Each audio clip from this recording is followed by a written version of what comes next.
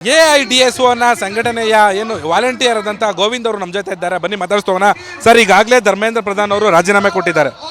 So ಇದು ಭಾಳ ಹೋರಾಟ ಸಂದರ್ಭ ಸರ್. ಕಳೆದ 3 ತಿಂಗಳಿಂದ ದೆಹಲಿಯಲ್ಲಿ ಚಳಿ ಅಂದನೆ ಬಿಸಿಲಂದ ಹೋರಾಟ ಮಾಡಿದ್ರು, ಮಳೆ ಅಂದನೆ. ಇವತ್ತು 21 ಮಕ್ಕಳು, ಅಮಾಯಕ ಮಕ್ಕಳು ಬಲಿ ತಗೊಂಡ್ರು. ಈಗ ಕೇಂದ್ರ ಸರ್ಕಾರ ಇಡೀ ದೇಶದ ಜನ ಹೋರಾಟ ಮಾಡಿದಕ್ಕೆ ಹೋರಾಟಕ್ಕೆ ಸಂದ ಜಯ ಅಂತ ಹೇಳಕ್ಕೆ ಇಷ್ಟಪಡ್ತಾ ಇದೀವಿ ಮೊದಲು ಸರ್ಕಾರಕ್ಕೆ. ಅದೇ ರೀತಿ ಬರೇ ಧರ್ಮೇಂದ್ರ ಪ್ರಧಾನ್ ರಾಜೀನಾಮೆ ಕೊಟ್ಟರೆ ಸಮಸ್ಯೆ ಪರಿಹಾರ ಆಗಲ್ಲ. ನೀಟಲ್ಲಿ ಏನು ಹಗರಣ ಆಗಿದೆ ಅವ್ರಿಗೆ ತಪ್ಪಿಸ ಶಿಕ್ಷೆ ಆಗಬೇಕು. ಅದ್ರ ಜೊತೆಗೆ ಏನು ಮೊದಲು ಕಾಮನ್ ಇಂಟರ್ ಟೆಸ್ಟ್ ಇತ್ತು, CET ಇತ್ತು, ಆ CET ಕರ್ನಾಟಕದಲ್ಲಿ ಆಂಧ್ರದಲ್ಲಿ ನಡೀತಿತ್ತು. ಇವತ್ತು ನೀಟ್ ಮಾಡಿ ಆಲ್ ಓವರ್ ಇಂಡಿಯಾ ಒಂದೇ ಎಕ್ಸಾಮ್ ಮಾಡಿ ಇದು ಮೋಸ ನಡೀತಾ ಇದೆ. CETನೇ ಮತ್ತೆ ರೀಇಂಟ್ರೊಡ್ಯೂಸ್ ಮಾಡಬೇಕು. ಯಾವುದೇ ಬಡ ಮಕ್ಕಳಿಗೆ, ರೈತ ಮಕ್ಕಳು, ಬಡ ಮಕ್ಕಳು, ಮಧ್ಯಮ ಮಕ್ಕಳಿಗೆ ಶಿಕ್ಷಣ ವಂಚಿತರಾಗಬಾರ್ದು. ಕಟ್ಟ ಕಡೆ ವ್ಯಕ್ತಿಗೂ ಎಜುಕೇಷನ್ ಸಿಗಬೇಕು, ಅದು ಮೆಡಿಕಲ್ ಸಿಗಬೇಕು. ಇವತ್ತು ಹಳ್ಳಿಯ ಗ್ರಾಮೀಣ ಭಾಗದ ವಿದ್ಯಾರ್ಥಿಗಳು ಮೆಡಿಕಲ್ ತಗೊಂಡ್ರೆ ಅದು ಆರೋಗ್ಯ ಉಳಿಯುತ್ತೆ ಸರ್. ಇಲ್ಲಾಂದರೆ ಇವತ್ತು ಶ್ರೀಮಂತರು, ದೊಡ್ಡ ದೊಡ್ಡ ಕೋಟ್ಯಾಧಿಪತಿಗಳು ಮೆಡಿಕಲ್ ತಗೊಂಡ್ರೆ ನಾಳೆ ಪೇಷಂಟ್ ನೋಡಲ್ಲ, ಪೇಷಂಟ್ನ ಸಾಯಿಸ್ತಾರೆ. ಅದಕ್ಕೆ ವಿದ್ಯಾರ್ಥಿ ಸಂಘಟನೆಯಿಂದ ಏನು ಧರ್ಮೇಂದ್ರ ಪ್ರಧಾನ್ ರಾಜೀನಾಮೆ ಕೊಟ್ಟಿದ್ದಾರೆ ಅದನ್ನು ಸ್ವಾಗತ ಮಾಡ್ತಾ ಇದ್ದೀವಿ ಕೇಂದ್ರ ಸರ್ಕಾರಕ್ಕೆ.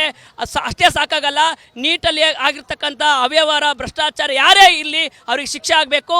ನಮ್ಮ ಮುಂದಿನ ದಿನಗಳಲ್ಲಿ ಬಡ ಮಕ್ಕಳು, ರೈತರ ಮಕ್ಕಳು, ಕಾಮನ್ ಪೀಪಲ್ಸು ಎಜುಕೇಷನ್ ಹೋಗಬೇಕು. ಇವತ್ತು ಮೆಡಿಕಲ್ಗೆ 20 ಲಕ್ಷ 30 ಲಕ್ಷ ಯಾರು ಕಟ್ಟಕ್ಕಾಗುತ್ತೆ ಸರ್?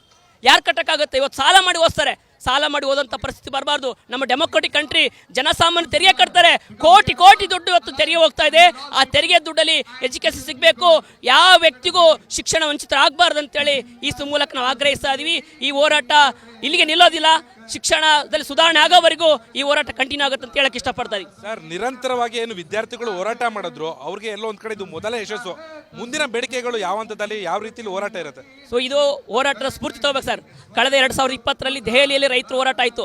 ಆ ರೈತರ ಹೋರಾಟ ಇಡೀ ಪ್ರಪಂಚಕ್ಕೆ ಆದರ್ಶ ಆಯಿತು. ಈ ಹೋರಾಟ ನೋಡಿನ ಸರ್, ಇದು ಏನು ನೀಟ್ ಹಗರಣದ ವಿರುದ್ಧ ಹೋರಾಟ ಆಯಿತು. ಬರೀ ಇಂಡಿಯಾ ಅಲ್ಲ ಸರ್, ಇಂಗ್ಲೆಂಡು, ಫ್ರಾನ್ಸ್, ಜರ್ಮನಿ ಎಲ್ಲ ಕಡೆ ಆಗಿದೆ. ಈ ಸ್ಫೂರ್ತಿನ ವಿದ್ಯಾರ್ಥಿ ಯುವಕರು ತಗೋಬೇಕು. ಈ ಮುಂದಿನ ದಿನ ಅನ್ಯಾಯದ ವಿರುದ್ಧ ಯಾವುದೇ ಅನ್ಯಾಯ ನಡೀಲಿ ಆ ವಿರುದ್ಧ ಹೋರಾಟ ಮಾಡೋಕ್ಕೆ ಸ್ಫೂರ್ತಿ ತಗೋಬೇಕು. ಇವತ್ತು ನಾವು ಸುಮ್ಮನೆ ಕೂಡಬಾರ್ದು. ಹೋರಾಟ ಮಾಡಿದ್ರೆ ಗೆಲುವು ಸಿಗುತ್ತೆ. ಎಷ್ಟೋ ಜನ ಅಂತಿದ್ರು, ಹೋರಾಟ ಮಾಡಿದ್ರೆ ಏನಾಗುತ್ತೆ ರೀ, ಸುಮ್ಮನೆ ಅವ್ರಿಗೆ ಕಾಟಾಚಾರಕ್ಕೆ ಮಾಡ್ತಾರೆ, ಟೈಮ್ ಪಾಸ್ ಮಾಡ್ತಾರೆ ಅಂತಿದ್ರು. ಅವ್ರು ಇವತ್ತು ನಾವು ಹೇಳ್ಬೇಕಾಗಿದೆ, ಇದು ಹೋರಾಟ ಸುಮ್ಮನೆ ಆಗೋದಿಲ್ಲ, ಕಾಟಾಚಾರಕ್ಕೆ ಆಗಲ್ಲ.